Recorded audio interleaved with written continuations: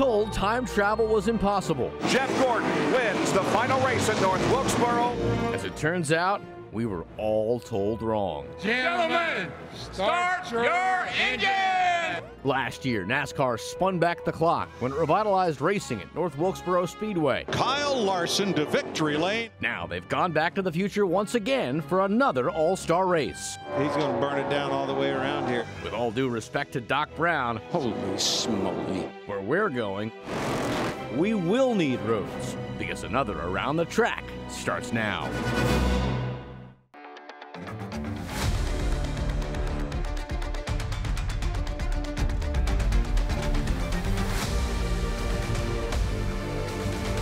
Congratulations on making it to All-Star Weekend, and congrats on tuning in to Around the Track. I'm Gabe McDonald. He is Mike Lissette. And Mike, no points on the line this week in the NASCAR Cup Series, but they've got a million reasons to get out to North Wilkesboro. Yeah, the payday is sweet, and so is the lineup on today's All-Star episode. We got a guy making massive headlines in the Sport Cup Series driver, Michael McDowell. We have an Xfinity update with Tommy Joe Martins, and we'll even take you trackside at the renovated throwback for some 2025 leaks. Yeah, but speaking of, let's talk about North Wilkesboro with the All-Star Race coming up on this weekend. It's Short Track Mayhem that will decide who gets that $1 million check. Now, NASCAR has pumped millions of dollars into reviving North Wilkesboro Speedway, and then a little bit more to fix the hole that ended up being a moonshine tunnel. We'll get to that just a little bit later. Now, the track has been repaved. The first time out on it will be a challenge for the drivers, but so will be hitting the grooves. It's pretty big in turns 1 and 2, but in 3 and 4, razor thin. The guys will be fighting to get that track position. Now, this is still an old-timey track with its own quirks. Some think of it as a smaller Darlington. The drivers, well, they think of it as a mosh pit. I imagine that it'll be harder to pass for sure, which it's always difficult to pass on a repave, but I feel like repaves open up opportunity because the groove is so narrow, and typically when you get out of the groove, it's very slick. So there could be a lot of mistakes made. It's, you're going from the absolute extreme of lack of grip to what's ultimately going to be, feel like infinite grip. I would say that you're going to be talking about exponentially more braking applied. You're really going to change up everything you do there. I think our All-Star Race is more important than other sports. We actually put the same effort, same everything into it. We race the same, maybe even more aggressive. In other sports, you see them, they're doing flag football or they're not really playing defense in the NBA games. So I think for us, we actually take it seriously, and there's a lot on the line. It's a chance to learn, and you can't just take a week off. And William Byron there taking shots. It is now time for North Wilkesboro by the numbers, and you need to pay attention because this is not an ordinary race. This feature race itself will be 125 miles. It's 200 miles over a .625 mile track. Well, feature breaks at lap 100 and lap 150. That break at 100, every car has got to do a 4-tire change. 5 drivers in this field have previously won that $1 million check. Kyle Larson, he might drive the 5, but he has 3 All-Star victories, including last year here at North Wilkesboro Speedway. You're really going to want that pole position, or at least be in the top 2. Front row drivers have produced 32% of All-Star Race winners.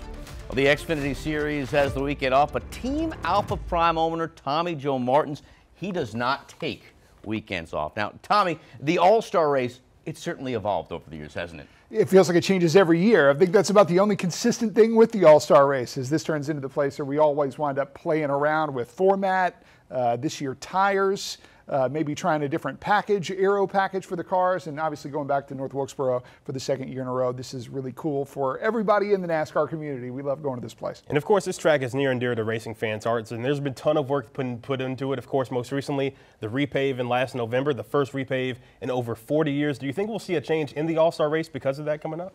Yeah, I think there's a chance that this becomes a more permanent place for the Cup Series, Xfinity Series, the Truck Series in general, right? I think there was a little bit of just curiosity with going back to Wilkesboro, especially on extremely old pavement, but seeing this investment that they have made in the facility overall, and now the major step of a repave, clearly this is going to be a racetrack that NASCAR goes back to, not just for an All-Star Race weekend, but something they want to make a staple on the schedule for years to come. It's hard to believe that last year they were running back with the same pavement they did in the 80s. I was asking you beforehand, why did they change that formula? Because if it lasts for 40 years, that'd be some special stuff. Yeah, and quite frankly, I think it held up pretty good last year. It's from a driver standpoint, we are going to always want the oldest pavement we can. We love being able to move around and the character that old pavement gives us.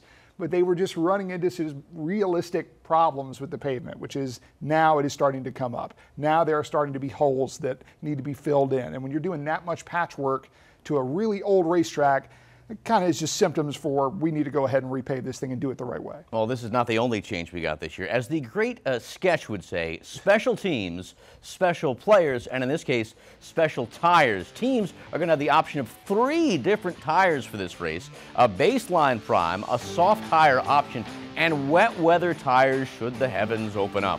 What advantage or disadvantage is this for teams? So this, for me, is the entire story. And this is not just for All-Star Race Weekend, but also moving forward. So let's rewind just a little bit. There was a few years ago where NASCAR had a All-Star Race at Charlotte Motor Speedway, and we decided we were going to try some really high drag package stuff to bunch all the cars up, and it put on a heck of a race. And then all of a sudden, what did we have? High drag package everywhere. Eventually the teams figure it out and we get back to the winners, the losers, kind of the standard thing here. Anytime we throw a complete wrench into the plans, in this case a completely different tire, well, now you're going to see strategies really open up and potentially some really unpredictable stuff. And I think what's going on here is a little bit of a test for maybe softening up that compound overall for the short track package, something that we have all thought has needed some help more than any other thing that we have going on in NASCAR today. The next gen car, the short track product, how do we make that better? Softer tire. Are we going to see a variance of strategies and potentially that soft tire playing a big role in who winds up winning this race? Now we got to talk about last week because we all would love a good old-fashioned pit road dust-up. Chris Buescher still looking for that first win of the season. Tyler Reddick certainly didn't help that. Tommy Joe, when things like this happen on the track, obviously we saw the incident between them two afterwards. When it happens on the track or in public, what's that like? Well, obviously, you're all competing for the win here, and I think the problem and why you saw the intensity from Chris Buescher is that the stakes were different for the two drivers.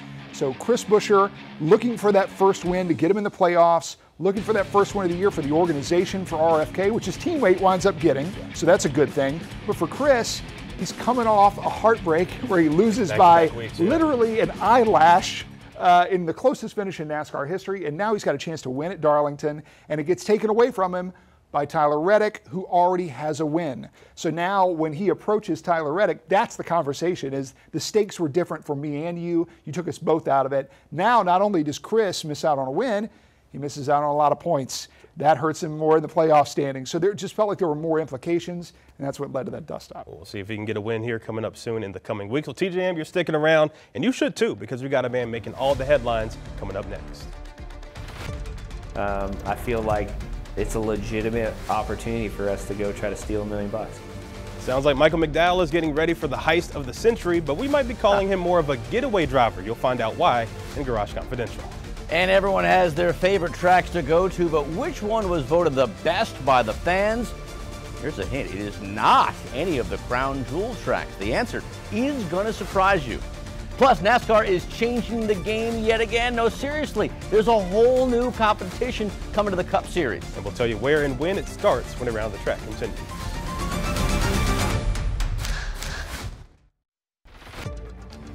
We knew Pocono Raceway is a favorite among drivers, but it is really popular amongst fans as well. In fact, in a recent USA Today poll, it was deemed the best NASCAR track. Shockingly, Chicago's street course took home second, with Sonoma in third. The Tricky Triangle has been sold out for all Cup Series weekends since 2010, and at one point held a Cup Series doubleheader. Well, it seems like everyone is getting in on the in-season tournament trend. You can add NASCAR to it now. Officials announcing this week that in 2025, they'll have a 32-driver tournament over 5 races. And Cup Series drivers will race in a regular season weekend to decide seeds. And from there, the next regular season race will also feature one-on-one matchups between drivers. We'll do that for 4 weeks until there's only one driver left, and that man will win $1 million. It'll all start June 28th on a Saturday night under the lights at Atlanta Motor Speedway. And we told you about it this week, but now we're getting more info as to why former Daytona 500 champion Michael McDowell is leaving Front Row Motorsports for Spire. According to McDowell, he loves Spire's vision and the idea of being paired up with fellow veteran Corey LaJoie and upstart Carson Hocevar. Despite him finally getting results in the Ford, he'll also now move over to the Chevy camp. Now, it's been a long climb, but McDowell is ready to be a perennial playoff contender.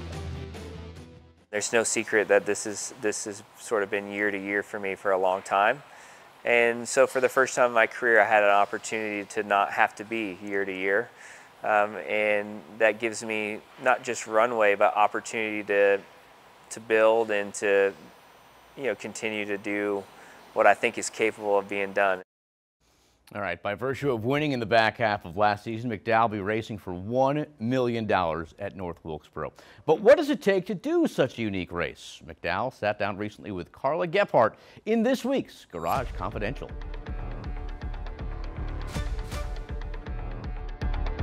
You've been in contention for some of these races. Looking at the All-Star break, though, how can that necessarily be kind of that break that you need right before you get into the summer stretch? It is that break, and the All-Star race is important, and you want to win, and there's a lot of money on the line, and it's exciting, but it's also a fun weekend. And I don't know if it's just because there's not points on the line and it's just money on the line that changes that feel.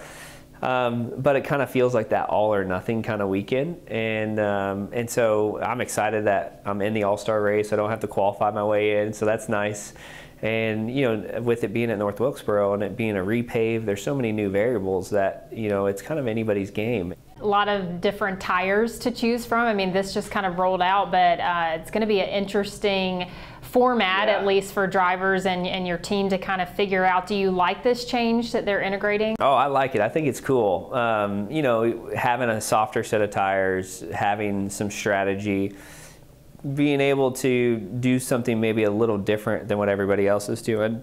I think it opens it up, not just for the driver, but for the teams too. And from the driver's standpoint, you put on a set of soft tires and you might have instant speed, but you got to manage those and you got to make them last. And so there's a lot of cool variables going into it. And that's what makes it exciting. You got new asphalt, you have a new kind of process and procedure with having the soft tires and hard tires. And so there's going to be opportunity for somebody to get it right, and there's going to be opportunities for people to get it wrong. And if you get it right, it's $1 million.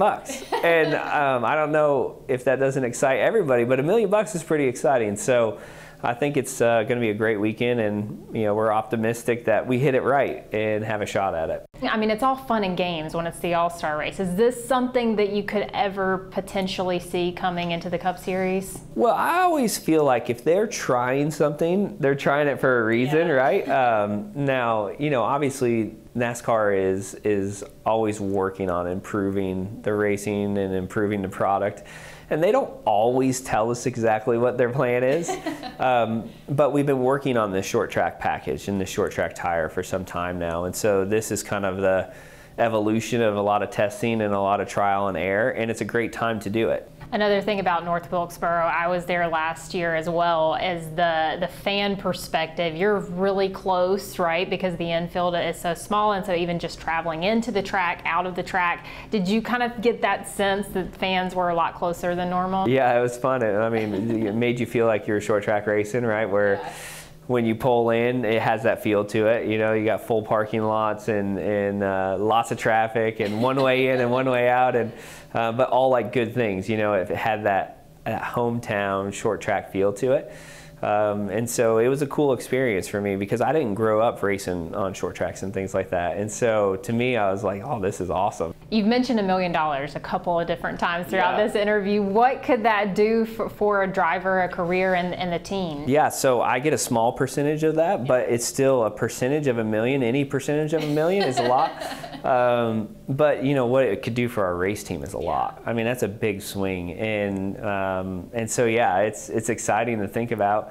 And it's not like it's a fairy tale, like couldn't happen. It could. I mean, we've been running good and we've had a lot of speed. And so I feel like it's a legitimate opportunity for us to go try to steal $1 million. Always great hearing from Mr. McDowell. Well, just like any All-Star weekend, there's tradition, there's legacy, there's pomp and circumstance. Up next, we're going trackside to bring you more on why this track is so darn historic. One of the most exciting races on the NASCAR schedule is getting a revamp. In fact, it's moving to a completely different part of the schedule. We got the schedule leaks and rumors on deck on Around the Track.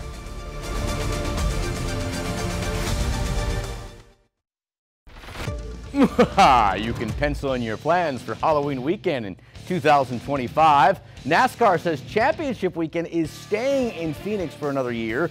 October 31st through November 2nd will crown champions for all 3 major tours. Phoenix Raceway has hosted championship weekend since 2020 and has sold out every race. Here is what else we know about next season. It all starts with the Great American Race. The Daytona 500 is going down February 16th. Atlanta, which is normally earlier in the season, now moves to midway in the schedule, and check it out, under the lights again. A June 28th date is set for that race. Also, here's something you might not have known. The AllStar Race will be staying in North Wilkesboro for the 3rd straight year. Sources tell Around the Track also that the Clash is most likely moving out of Los Angeles. 2-parter here for you, Tommy. Number 1, you like the schedule, and number 2, we're hearing that it possibly the Clash could move to Winston-Salem. What do you think about that? I think it fits with what we have been doing, just in a very different venue. We have kind of played build our own track out there at the LA Coliseum the last couple of years, and now we're going to probably keep that same quarter-mile format at Bowman Gray Stadium, which has become the Madhouse, which is the place that all of these race cars go to die, it seems like, on a quarter-mile racetrack. A lot of beating and banging, and clearly that has been something that the fans have had a lot of fun with, and we want to keep that short track style action there to kick the year off with a lot closer drive for a lot of the teams than all the way across the entire country to LA. I like the throwback. It's staying around. Well, in case you missed it, guys, this was the scene at North Wilkesboro just a few weeks ago. A sinkhole in the grandstands was discovered. Track officials believe it was an old Moonshine Cave. Teams have filled in and restored cracks in that section and actually opened up a 700-square-foot moonshine run. Remember, a little history lesson here. This sport was built off moonshining, and no worry for the fans. Everything has been reinforced and is good for the weekend. Well, now it's time to go trackside with Jenna Viamonte. Jenna, out there in North Wilkesboro, how are the conditions? It's looking pretty overcast for the weekend. How are things playing out on the track so far? Well, we do have some wet weather tires just on lock in case that we do end up seeing some wet weather this weekend.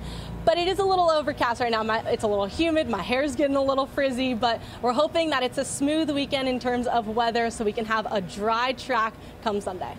And the big thing in North Wilkesboro, obviously ahead of this All-Star race, was the repavement. How have you heard maybe the reactions to that going into the race? Obviously, they've done a really good job of just keeping the track in pristine shape over the past couple of years since they brought back the All-Star race. But how is it going to be with the repavement this weekend? Well, a few drivers were able to come out earlier this year following the track being repaved, so it is a much slicker surface now.